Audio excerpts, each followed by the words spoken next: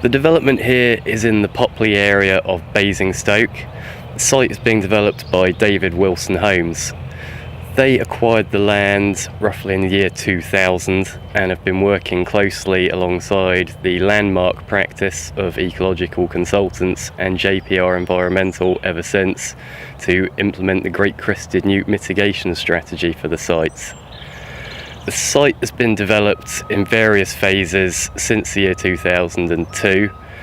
We're currently on the fourth phase of development, which is the Spires Meadow phase, which is going to be the construction of 450 new homes. The challenge for David Wilson Homes on this site was that they encountered a far bigger population of newts than they were originally expecting. So when the landmark practice were brought in to carry out the initial surveys, they got a small count of about 29 adult newts in the initial surveys, which indicated a medium-sized population. That would have been consistent with what we would have expected. The breeding pond is located a few hundred metres away from the site here, which is Popley Ponds, which is designated as a site of importance for nature conservation. The only other habitat past that was arable farmland and some mature hedgerows, which wouldn't, you would have thought in itself, constitute a huge population of newts. What we discovered when we undertook the initial phase of trapping was that there was in fact a huge population of newts here. By this point now, they've actually translocated over 8,000 great crested newts off the site, which makes it arguably one of the largest great crested newt translocations ever to have happened. Following the initial surveys, JPR first attended site in 2004 to install the first load of newt fencing for the initial translocation. Following that, we then worked on helping to create and enhance some of the major wildlife corridors that run through the site.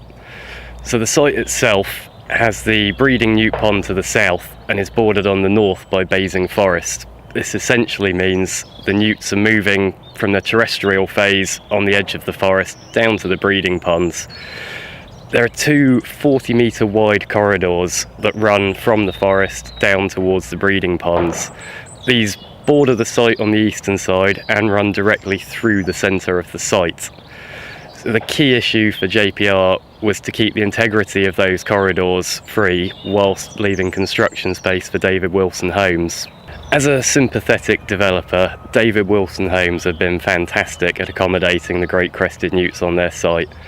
They've gone above and beyond the call of duty to preserve the habitat and also create and enhance extra habitat for the newts. They've spent far more money than was really needed in order to do this, going to great length with civil engineering measures as well as wildlife enhancement to preserve the newt habitat. One of the biggest challenges is preserving the corridor of movement. The development did require 3 access points which went through that corridor to allow people onto the development. In order not to compromise the integrity of the corridor, David Wilson Homes, working with JPR Environmental, have helped to install 3 large underpasses which allow newts to go under the road and move freely and traffic to move on top of it. The attenuation pond behind us serves as one of the main drainage catchments for the development. What's brilliant about it is that this has now been colonised by great crested newts. So you can see that JPR have installed semi-permanent newt fence which contains the sites behind it. The pond sits just outside of that. So as not to compromise the effectiveness of the drainage pond, we have installed a permeable newt fence next to it. Semi-permeable fence allows water to pass off the site into the drainage pond, but keeps the fence newt-proof at the same time. The pond is situated about 300 metres from the edge of the woodland and is also right next to one of the main corridors of movement for the newts.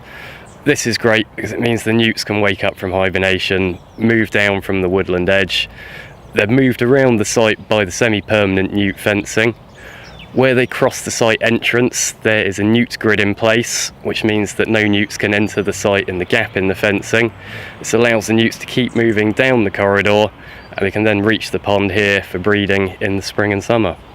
So what may look like a simple drainage pond has actually been designed with two functions in mind. As well as coping with the runoff from the site, they also are an important part of the habitat management plan to increase habitat for great crested newts. There are many features around development sites that people probably don't realise are specifically aimed at improving habitat for wildlife.